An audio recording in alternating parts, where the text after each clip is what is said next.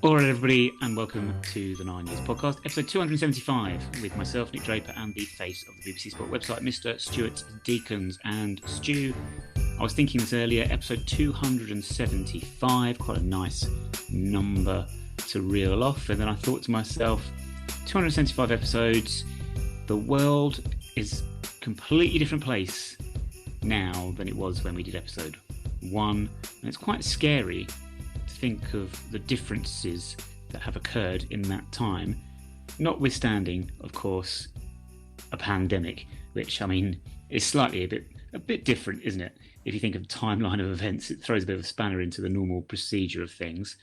But we started this in 2015, and that was before we started this podcast, before NXT had a show in London.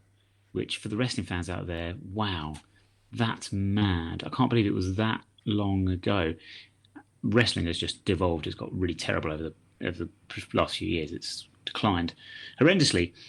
But, yeah, it's just a completely different world. And it is scary to think that in our first season, we got promoted, playoff final victory at Wembley, and that is coming up for it is pretty much 5.5 years ago.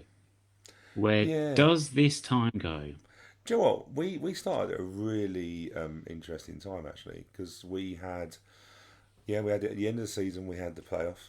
We got promoted. But at the beginning, when we started, we also had the Merton Council decision to allow us, another 10-0 vote to allow us to build Plough Lane. So we really, the season we started, couldn't get any better, really. We started our journey to Plough Lane, and we started our journey to League One, which we stayed in. But yeah, do you know what? I saw a picture come up on Facebook the other day, and it was us recording in the CAF in Fat Boys.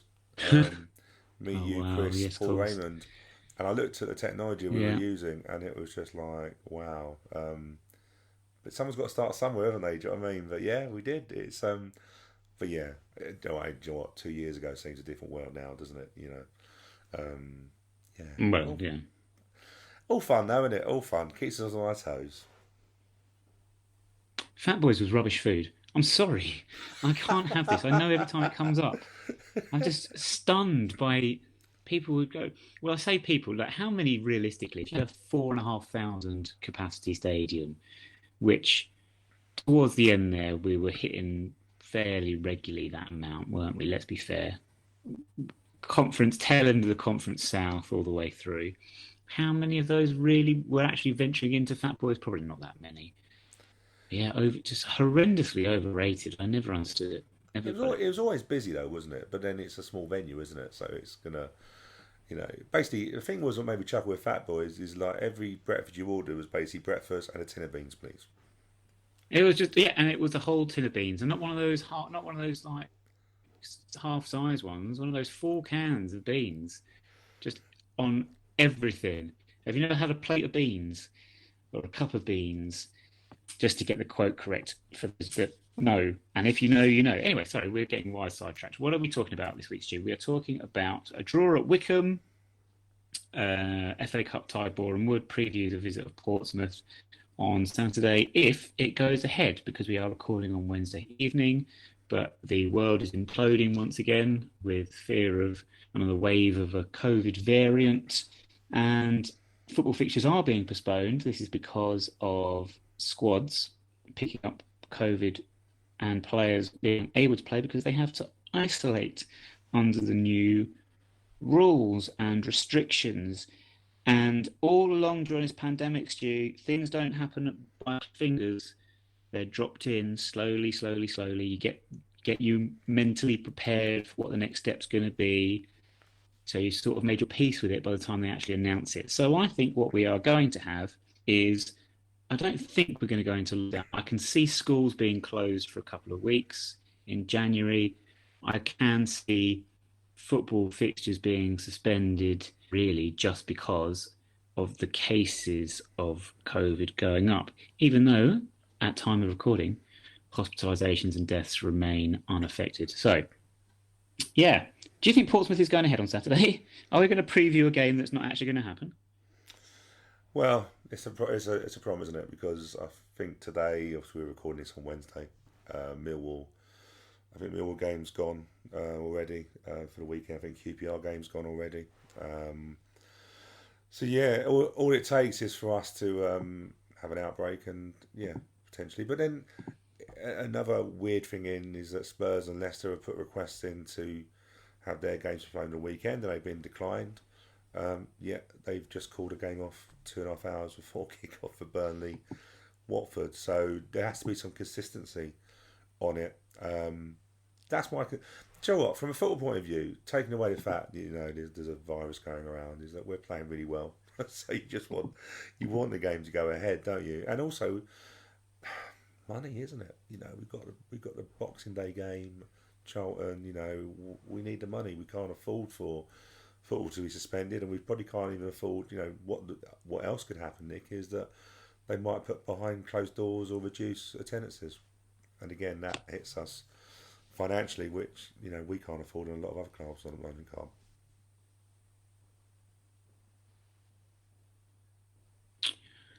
Burnley Watford was postponed at 5 o'clock, or the announcement of the postponement was made at 5 o'clock on Wednesday evening for a 7:30 kickoff because of an insufficient number of first-team players available to fulfil the match. How does that happen so late in the day? I can see also that Luton's game at Reading has now been called off as well. I hadn't realised that on the weekend. So fixtures are falling. I find this bizarre. What I find most bizarre about this, Stu, is on the BBC website, the news article discussing the Burnley-Watford postponement shows the away end at Turf Moor is covered in Watford scarves. What? What is happening? Why are home teams being nice to away teams? This is not what football's about. I don't get it. Well, to be honest with you, a game being called off 2.5 hours before is pathetic. Yes, if there's snow all of a sudden that appears and stuff, we know, yes, but I know you've got there's no love lost with Watford fans for you, but if they have travelled, then that's a serious. It's not nice, is it really? No. But I just think it's the consistency of it. Like I say, I've got no time for Spurs anyway. But they're saying, why is our game, why is our game not being suspended? Yet Man United, Brentford got postponed. I think midnight. Midnight, and the game was 7:30, 7:45 later in the day. So, is it what club you are? Do you know what I mean? Like Oxford have a great Oxford. Whenever there's a virus, they were the first ones to call a game off. It seems they've already called a game off already this season. Strange, that, isn't it? Do you know what I mean? Muscle hit Oxford, but yeah, it's just. Hey, look, do you know what? It's just the uncertainty. We're hitting Christmas again, a time that we all like and stuff like that. And as you say, we all know what's going on. We're just being drop fed every day, and it's just like, just get on with it. Just tell us what's going on. We won't. I'm not being funny. I'm just going to do what I think is sensible, and that's keep. That's dangerous, Stu, because what you consider sensible, Well, the mind boggles. Let's be fair. If from the top the people can't stick to the rules, then why do anyone else? Anywhere I differ is that I've got family that are vulnerable, so you naturally just be sensible, and then we can still enjoy Christmas. I have to say, as much as I dislike Watford, I do have to feel some sympathy for their fans A little. this evening. Especially, it's quite hard for Watford fans as well because, when you go to a long journey up north, up the motorway, you're stopping off at service stations.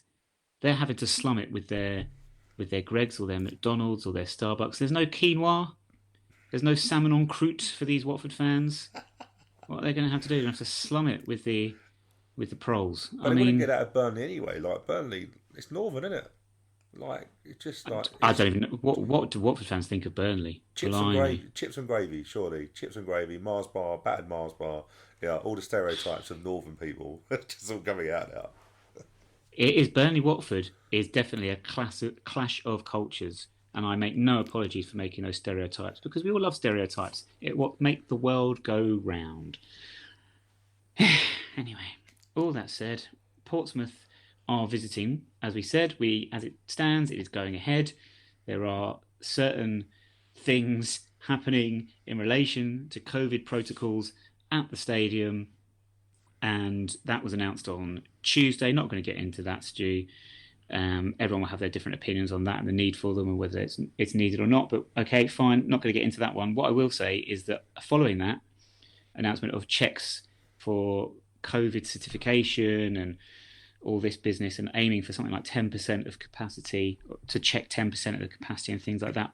On the Wednesday, we then say, can we have some volunteers to help us do it? Which must be the most AFC Wimbledon thing ever, to put something in place and then go, oh we're going to actually need people to actually help us because otherwise we won't be able to do it. Also, Don's makers, I have to say it has to go. It does have to go. Do you know what? I'm laughing because I hadn't seen that request for volunteers. But then didn't the Prime Minister do that on Sunday? Announce something and then go, oh yeah, we've got until Wednesday until people come and do it. So at least we're following from the top. Hey, look, do you know what? I get it. You know, the COVID measures are probably also council based as well, potentially, and that we're doing the right thing. But it is a little bit. It's a little bit. I find it difficult when it says that you will be approached for your medical history, but if you don't have to, and you won't be, you know, I'm not being funny. I don't probably. It's just a little bit fed up. Do you know what I mean? I just don't get it. If I'm being honest with you, I will keep safe. I'll wear a mask where I feel that I should wear a mask. What I would say at the moment, I know we had this conversation last season. Doesn't seem like you have to wear your mask at your seat. Which you and I had to. We were fortunate enough to go to a game last season. That's when it becomes like, look, I won't bother going because it's not enjoyable. No. In a word, no. But that is the state of the world as it stands at the moment, and those are the protocols. What I found funny about reading that website was that there were elements where what we're saying didn't make any sense whatsoever. Grammatically, I mean in a sense of the sentences just didn't make sense. I'm gonna have to pull up the one that got me. So bear with me on this one. But I just laughed because it didn't make any sense. It seemed like guidance had been sent around to football clubs, and we used the wording from the guidance, even though it didn't actually apply to us specifically, because our capacity is under 10,000, and therefore regulations don't actually come into play with us. What I did laugh at was seeing Carlisle United have restricted there to 9,999, which is brilliant. But okay, this was the line that got me, and there were others to be fair, but this was the one that made me die laughing. If approached, visitors will be asked to provide proof they have been double jabbed as a basic minimum. Fine. This must have happened no less than 14 days clear of the second jab. What must have happened? The visitors have to approach you within 14 days. Well, how big is the window to get into this stadium? It just didn't make any grammatical sense. And also it says this must have happened. Why would this must have happened when if it hadn't have happened, there's no consequence, because even if it hadn't have happened, no one's going to be refused entry. It just didn't make sense to me. Do you know what it felt like? It was just a rushed thing using wording that wasn't applicable to us. And then that's all I'm going to say about that. I think the 14 days might be, because I think that's how long the actual jab becomes effective. I don't know, but I get what it means. It just in that context, in the way it's written, it doesn't make any sense. If I'm being honest with you, I feel for the club, because this is a headache they don't need. It really is. Yep. We're struggling to get people in anyway, with some of the challenges we've got with the ticketing and the scanners, and now we've got this to add to it. And you're also you're going to have fans that are going to naturally be a bit cautious, and it might be a bit slower going in, but we're struggling with that anyway, aren't we? And we're probably going to be sold out, I would have thought, Saturday. You'd have thought so. And then also probably sold out for Charlton on Boxing Day if that goes ahead. So it's something else the club don't need. It's very difficult to enforce.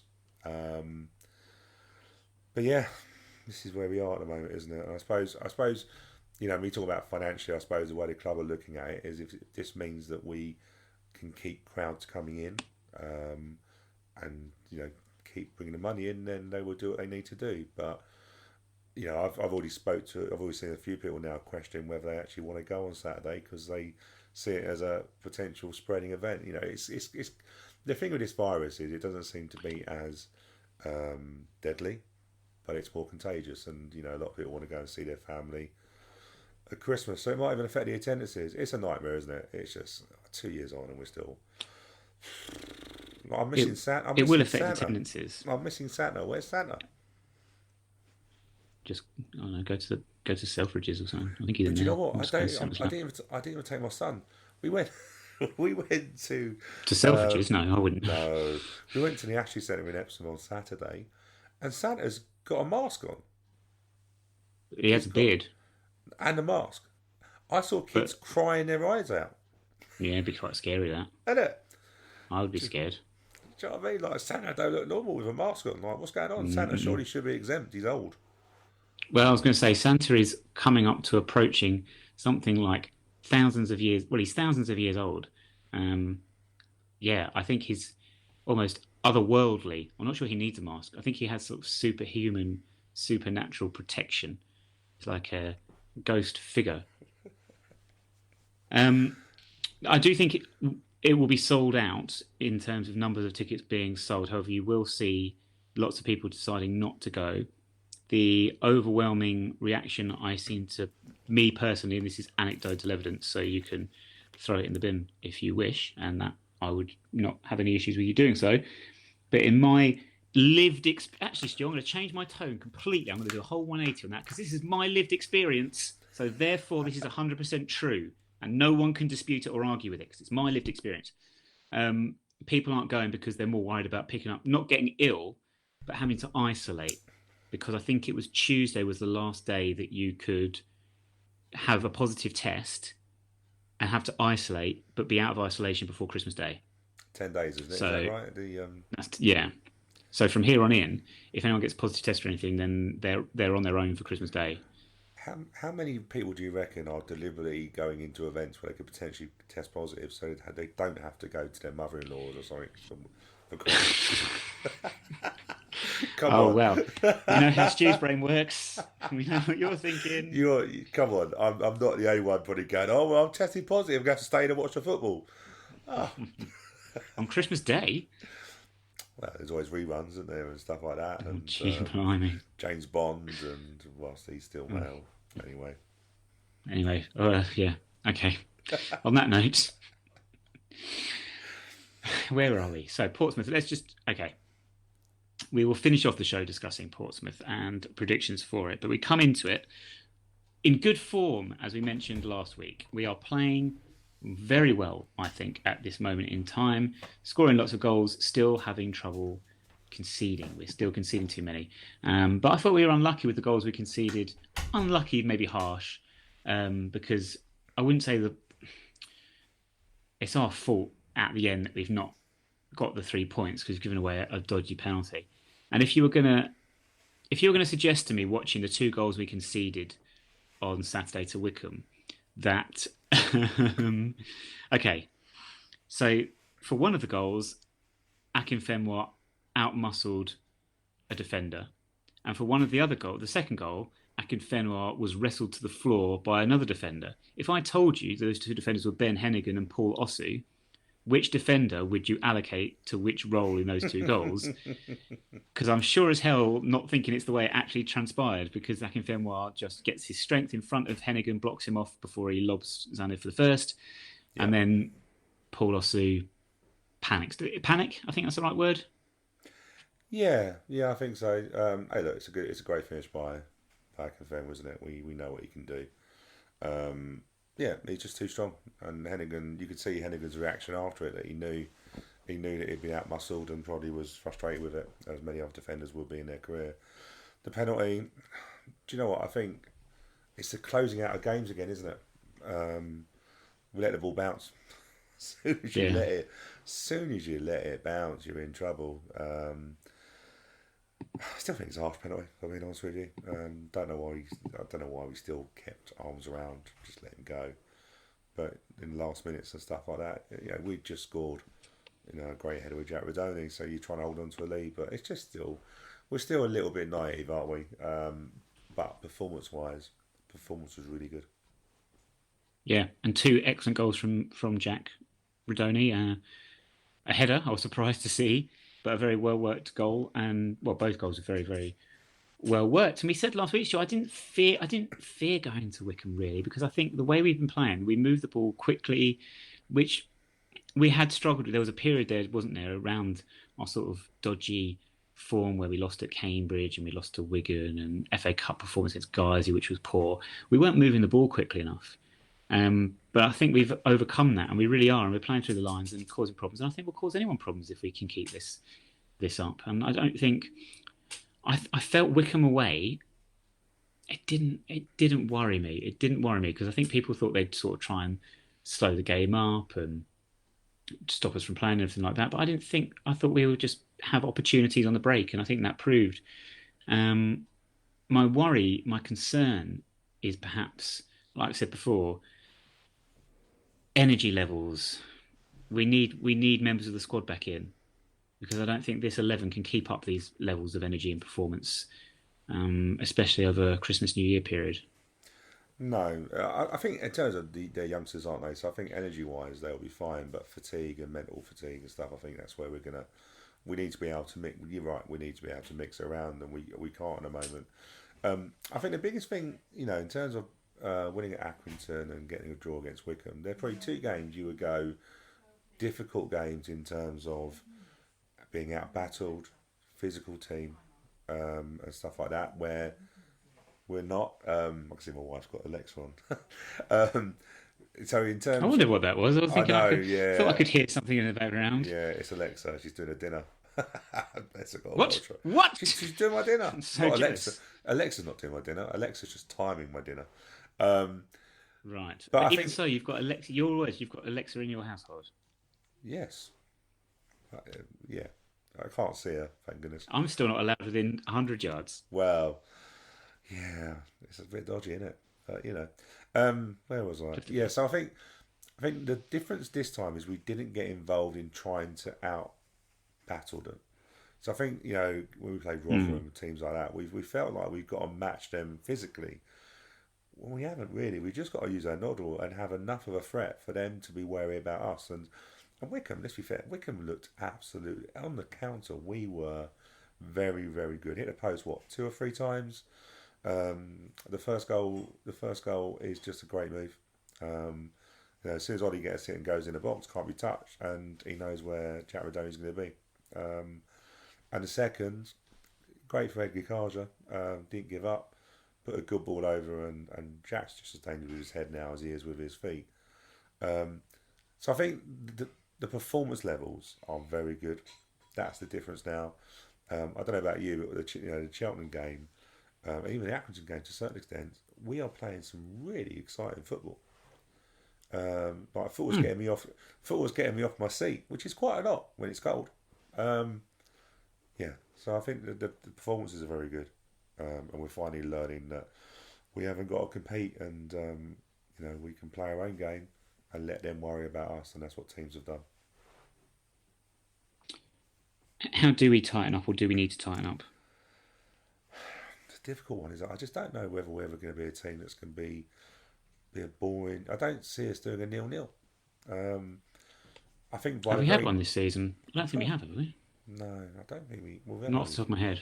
we've had hardly any clean sheets. No, I don't think we failed to score in games, but that's when we've lost to Sunderland and Rotherham. I don't think we've had a 0-0. No. But I think by the very nature of the way we play, our fullbacks go up high.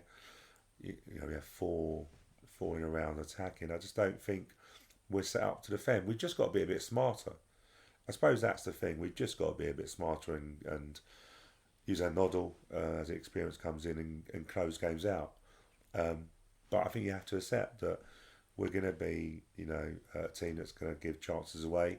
We also probably have to accept that we've got players out. Will Nightingale would probably walk back into this side at the moment.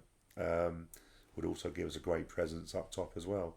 So yeah, I think that's the way it's going to be. We're not going to win games 1-0 or very few, if any.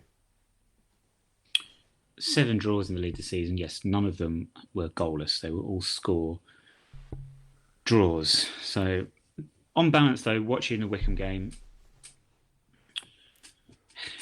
they had chances. They did have chances. Um, Nick had to make a couple of saves. Do we think, even though it was painful the way it happens, to score to go ahead in injury time, and then to be pulled back and not win the game is very frustrating, and it would have been gut wrenching, especially for those fans that travelled up to Adams Park. But was it a fair result on the balance of the 90 minutes or 96 minutes, if you want to be I thought we'd done more. pedantic? I thought we'd done more enough to win it. I really did. Look at the first half. Jack Rodoni's had what chance at late in the first half where the keeper's made a great save in his near post, then hit the post, then McCormick's hit the post. We've had some really, really. Hey, look, at the end of the day, when you're 2-1 up with minutes to go, you should win the game. We've led twice. I feel the sounds that were coming out from Wickham, especially Gareth Ainsworth, was they didn't play well or we didn't allow them to play well. But I think we left. I think we certainly left an impression on them, and I think his points dropped, which is great. Being disappointed, dropping points to a team going for automatic promotion, it's not bad. And they are, like we said, we weren't sure about Wickham, but they're at the top. Towards the. They're actually fourth now in the league. Not actually only lost 4 games all season, scoring goals as well. We thought they might be.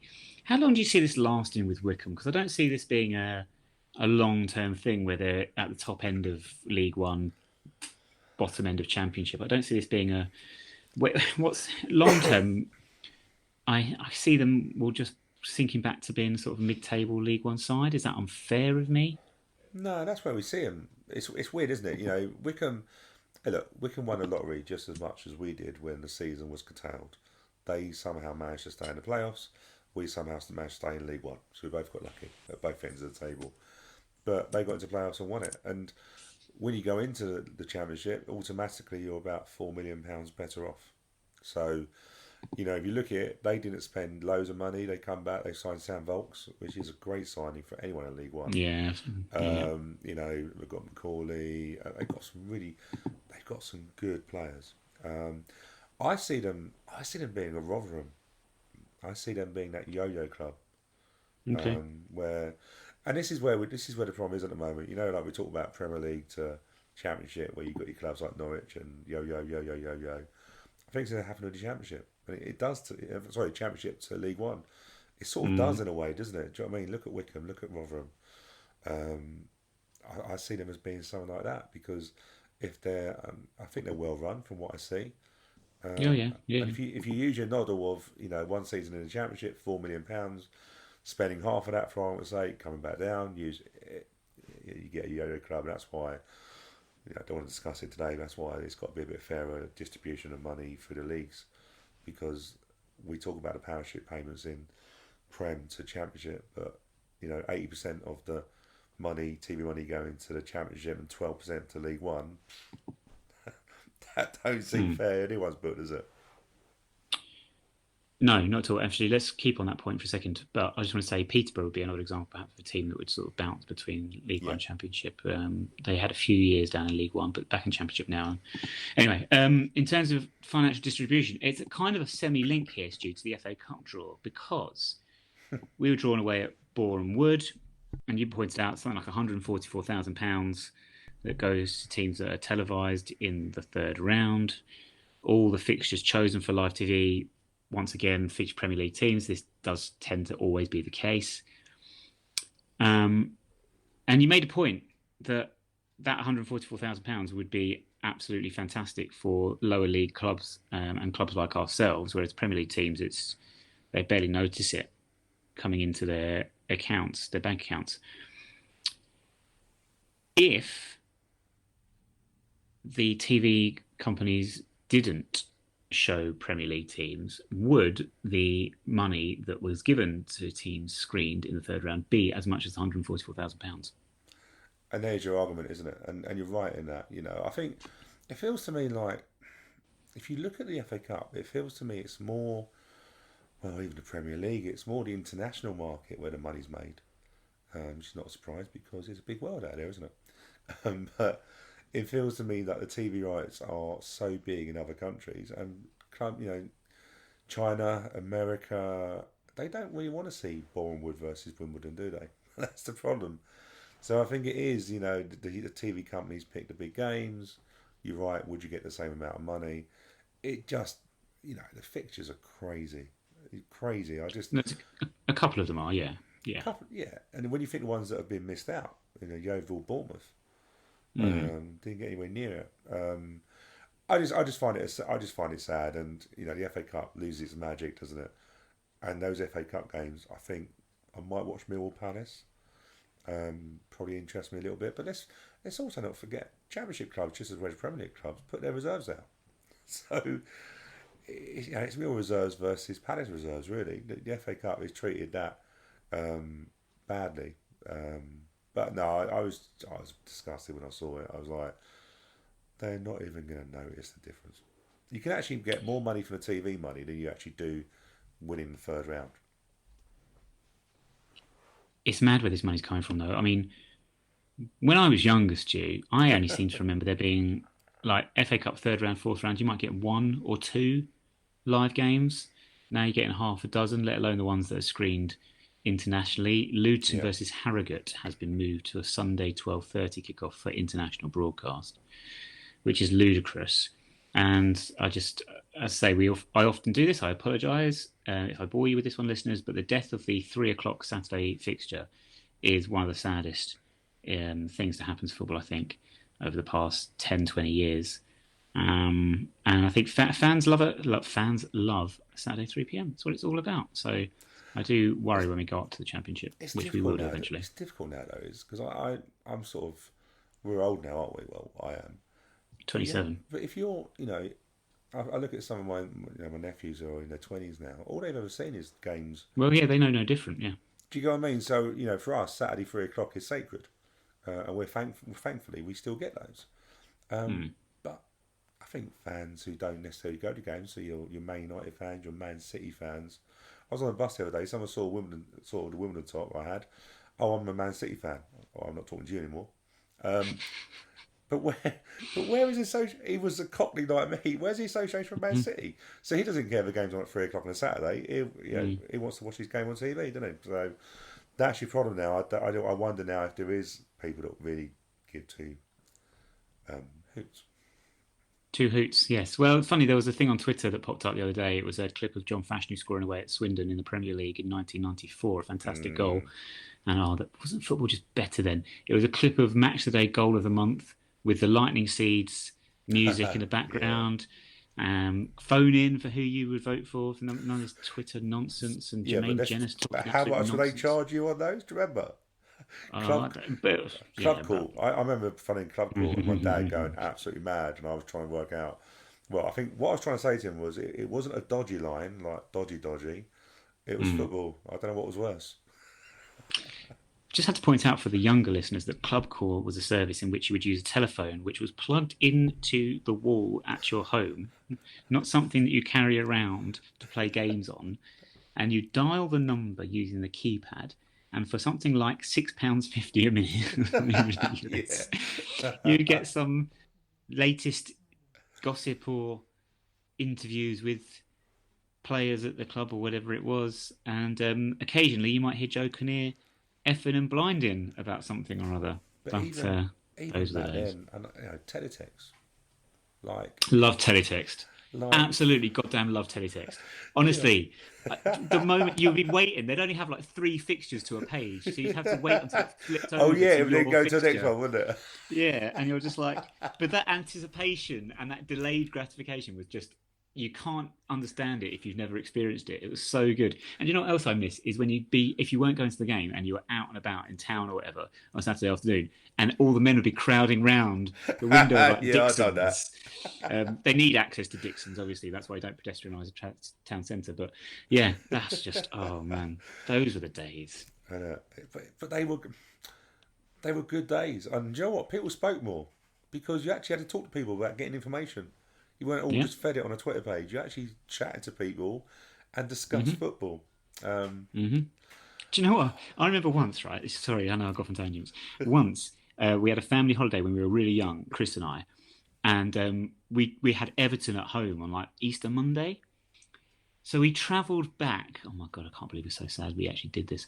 We travelled back from holiday and made it back to Selhurst Park and back in the day to watch us play Everton. It was a 0-0 draw as it transpired. But we didn't know any results until we got back. We didn't know any other results. I think we might have heard a couple just because you're people on the train. You was like, oh, what happened? Oh yeah, da da da da.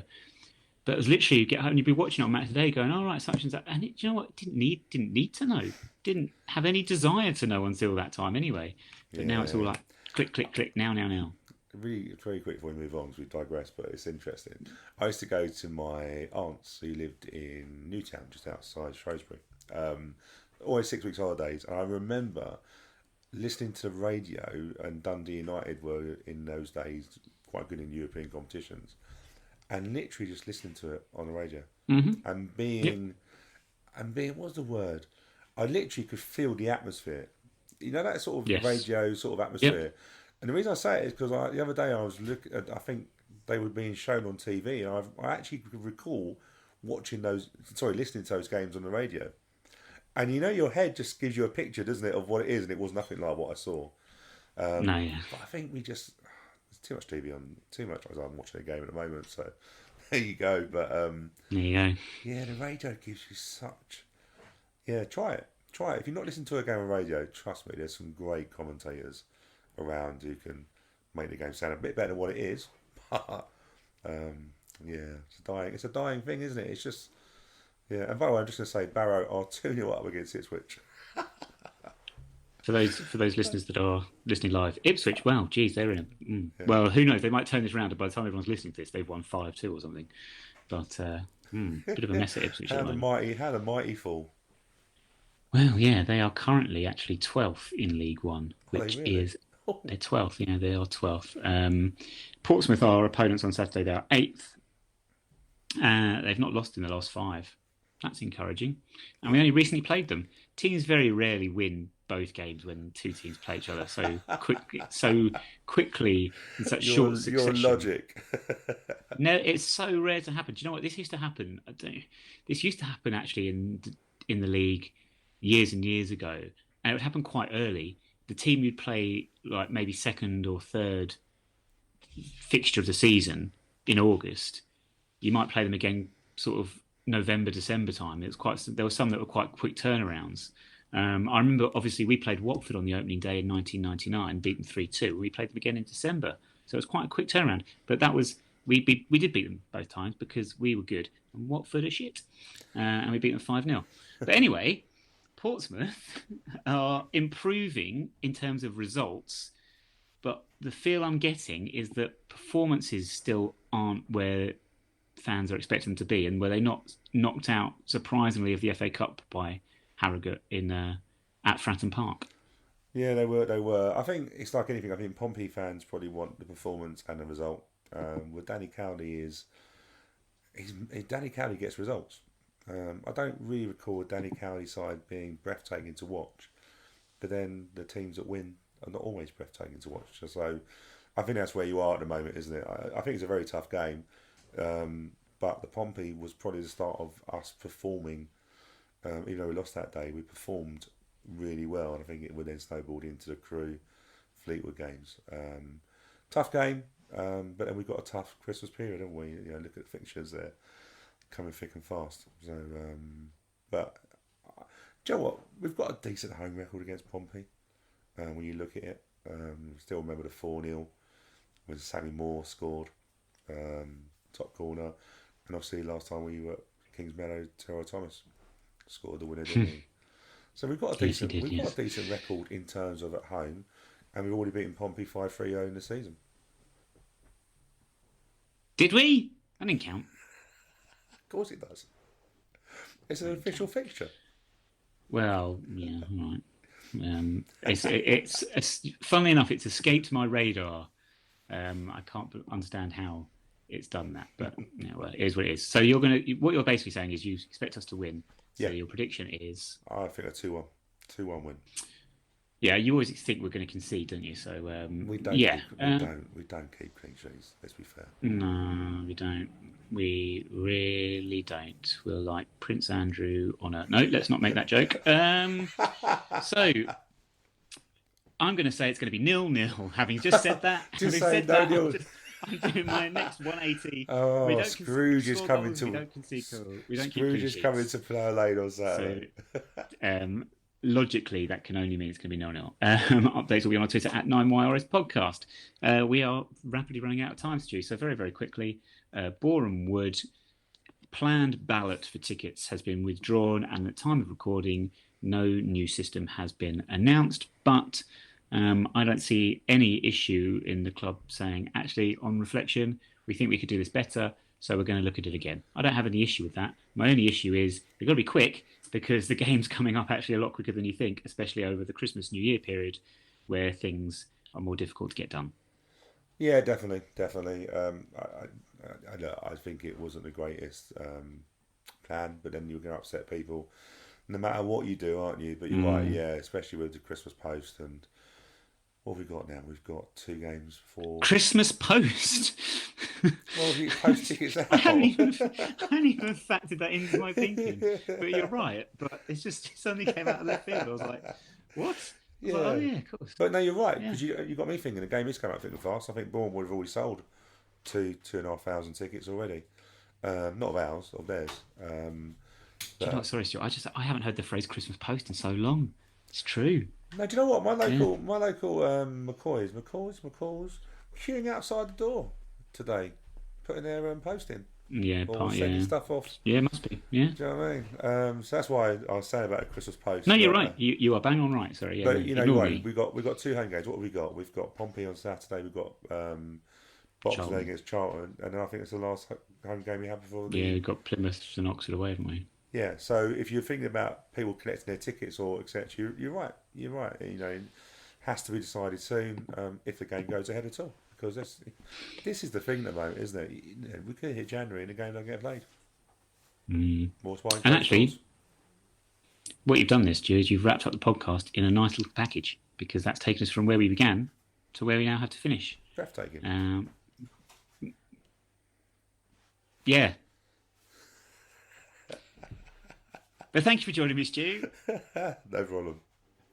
Thank you very much for listening. We will sign off now. Alexa Bliss, who apparently has just cooked Stuart's dinner, which is a bit worrying. Bag first, milk last. 2 + 2 = 4. And we will speak to you again next Friday.